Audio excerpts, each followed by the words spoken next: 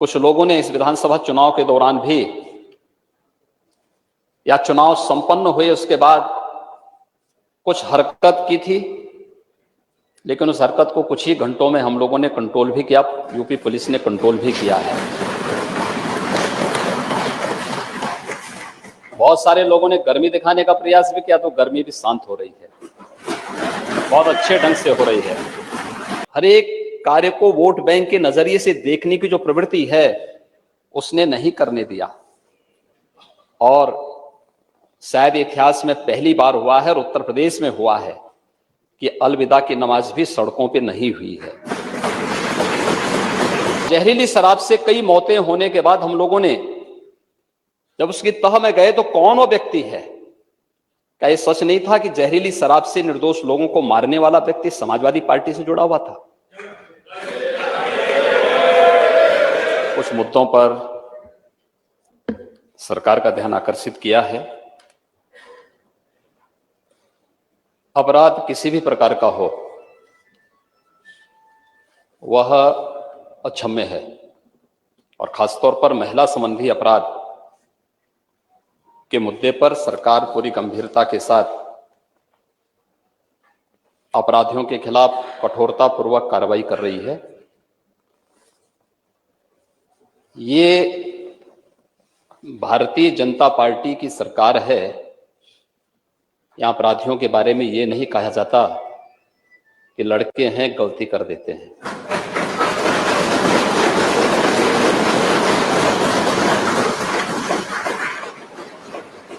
अगर अपराधी है तो कोई भी है, वो जीरो टॉलरेंस की नीति के तहत ही कार्रवाई होती है।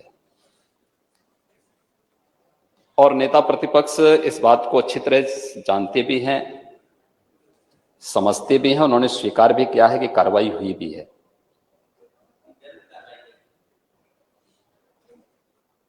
क्योंकि आप तो हर उस अपराधी का समर्थन करते हैं जो प्रदेश में अराजकता के पर्याय थे, गुंडागिर्दी जिनका पेशा बन चुका था। विगत 5 वर्ष के अंदर प्रदेश के अंदर कानून व्यवस्था और सुरक्षा के बेहतर माहौल ने ही इस सरकार को फिर से व्यापक जन समर्थन दिया है। प्रत्यक्षम किम प्रमाणम, प्रत्यक्ष को किसी प्रमाण की आवश्यकता नहीं होती है। ये चुने गए माननीय सदस्य इस बात के प्रमाण हैं कि जनता ने इन्हें समर्थन दिया है, और आधी आबादी ने जिस भाव के साथ समर्थन दिया है वह अभिनंदनीय है। मैं उनको सैल्यूट करता हूं।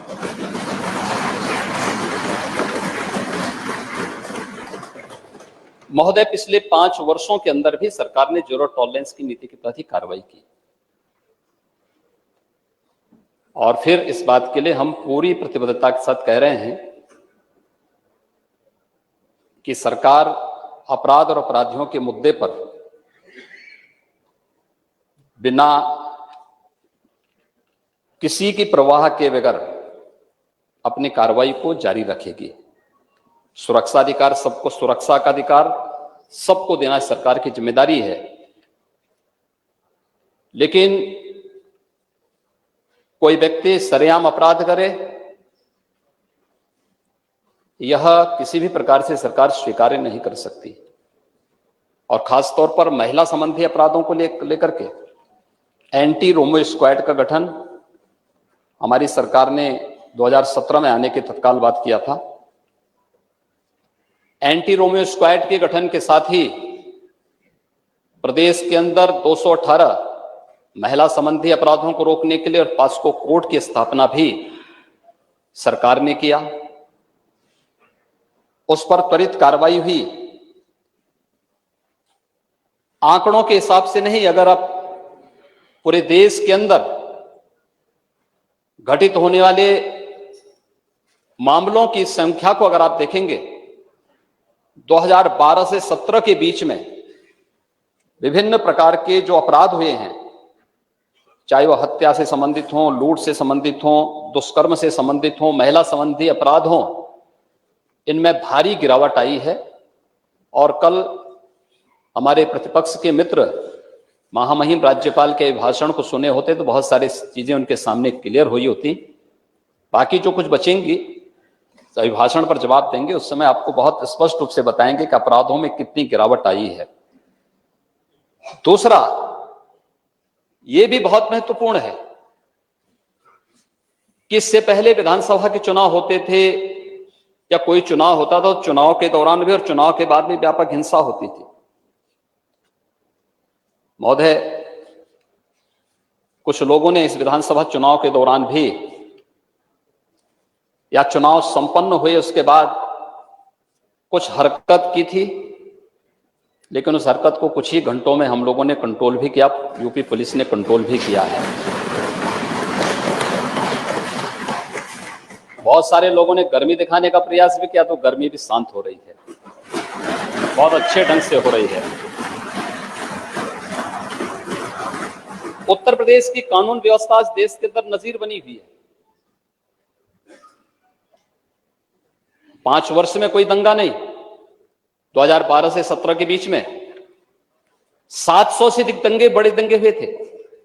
महीनों महीनों तक मुजफ्फरनगर, बरेली, लखनऊ, कानपुर, कौन सा ऐसा जिला था जहां पे दंगे न हुए हों?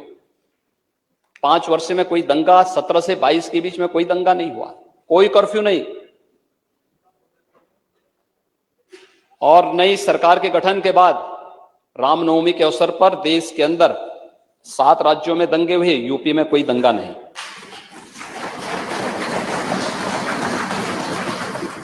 हनुमत जयंती के अवसर पर कोई दंगा नहीं। महोदय, यही नहीं, हमें हर जगह से शिकायत आती थी, बुजुर्गों के द्वारा, परिवार की महिलाओं के द्वारा, बेटियों के द्वारा, माताओं के द्वारा कि नवजात शिशु हैं या कोई बीमार व्यक्ति है, अनावश्यक माइक धर्मस्थलों से उतरने चाहिए, शोरगुल बंद होना चाहिए। हम लोगों ने एक अपील की, 1 लाख से अधिक माइक या तो उतरे हैं या उनकी आवाज कम हुई है। तो उत्तर प्रदेश में पहले भी हो सकता था, इच्छा शक्ति नहीं थी। हर एक कार्य को वोट बैंक के नजरिए से देखने की जो प्रवृत्ति है उसने नहीं करने दिया। और शायद इतिहास में पहली बार हुआ है और उत्तर प्रदेश में हुआ है कि अलविदा की नमाज भी सड़कों पे नहीं हुई है। ईद के अवसर पर सड़कों पर कोई अराजकता नहीं हुई, शांतिपूर्ण तरीके से पर्व और त्योहार मनाए गए। सरकार ने कहा कि सबको सुरक्षा देना हमारा दायित्व है, सुविधा देना यह भी सरकार का कार्य है। हर पर्व और त्योहार को शांतिपूर्ण और सौहार्दपूर्ण तरीके से मनवाने में हम योगदान देंगे। और मैं अभिनंदन करूंगा उन सभी धर्मगुरुओं का जिन्होंने उत्तर प्रदेश की कानून व्यवस्था के साथ साथ शांति और सौहार्द के इस अभियान को आगे बढ़ाने के लिए अपना योगदान दिया। और मुझे लगता है कि उत्तर प्रदेश आज देश के अंदर एक नजीर माना जा रहा है। 2000 करोड़ रुपए से अधिक की माफियाओं की संपत्ति जब्त हुई है, यह पहली बार हो रहा है। और इसलिए महिला सुरक्षा का मुद्दा हो, 25 करोड़ नागरिकों की सुरक्षा का मुद्दा हो, या फिर प्रदेश की बेहतर कानून व्यवस्था, इस सरकार की प्राथमिकता का बिंदु है। सरकार जीरो टॉलरेंस की नीति के तहत इन सभी मुद्दों पर कार्य करेगी। जिन घटना को उल्लेख यहां पर माननीय नेता प्रतिपक्ष ने किया है, इसमें से बहुत सारी चीजें सामने आई हैं। जैसे सिद्धार्थनगर में माननीय नेता प्रतिपक्ष गए थे, क्योंकि इसमें तो बहुत सारे लोग हैं जो प्रदेश की कानून व्यवस्था पर उंगली नहीं उठा सकते थे। वे लोग अब कुछ ना कुछ षड्यंत्र तो करेंगे, क्योंकि पब्लिक ने उन्हें इस लायक छोड़ा नहीं कि वे कुछ कर सकें, तो अब वह कुछ ना कुछ षड्यंत्र तो करते। महोदय, पुलिस पार्टी के जाने के बाद जितेंद्र यादव नाम के एक व्यक्ति ने वहां पर गोली चलाई थी और एक मुस्लिम निर्दोष महिला को वहां गोली मारी थी। वह पकड़ा गया है और ऐसे अपराधियों के खिलाफ बहुत सख्ती से निपटने की कार्रवाई की छूट भी प्रशासन को दी गई है। यही नहीं, ये पहली बार नहीं हुआ है। मुझे याद है 2017 में जब हमारी सरकार का गठन हुआ था, तो उस समय आजमगढ़ में जहरीली शराब से कई मौतें हुई थी, और जहरीली शराब से कई मौतें होने के बाद हम लोगों ने जब उसकी तह में गए तो कौन वो व्यक्ति है, क्या ये सच नहीं था कि जहरीली शराब से निर्दोष लोगों को मारने वाला व्यक्ति समाजवादी पार्टी से जुड़ा हुआ था?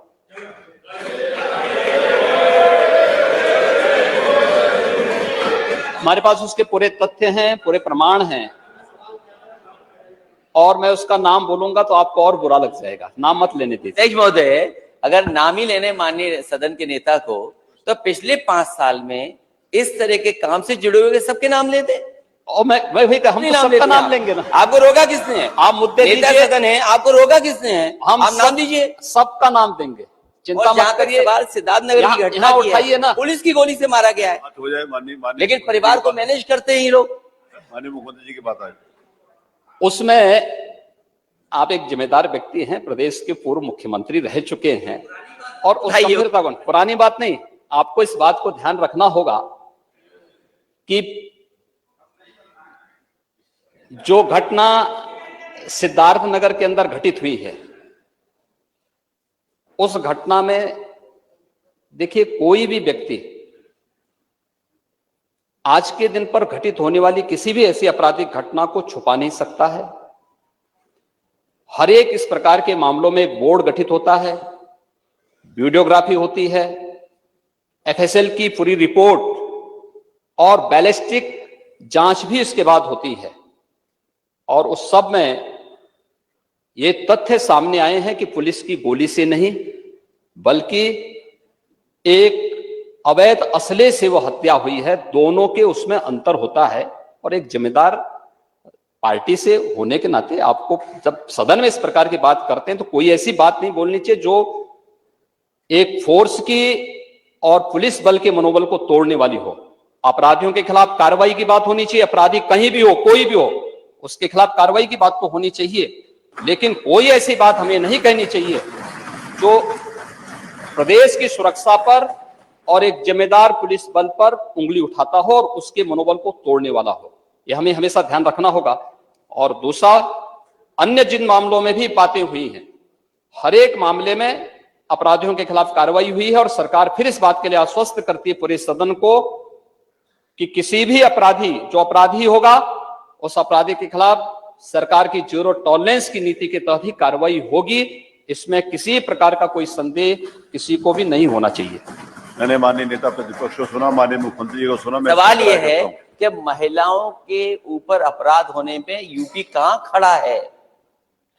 क्या मानिए आज ये इस प्रश्न के ऊपर होगी, कल बात करेगा। ये दूसरा, लेकिन माननीय मुख्यमंत्री ने अपने जो कहा स्टेटमेंट दिया कि दलाली नहीं कर सकते हैं, वो बताया नहीं माननीय मंत्री। माननीय ओम प्रकाश जी।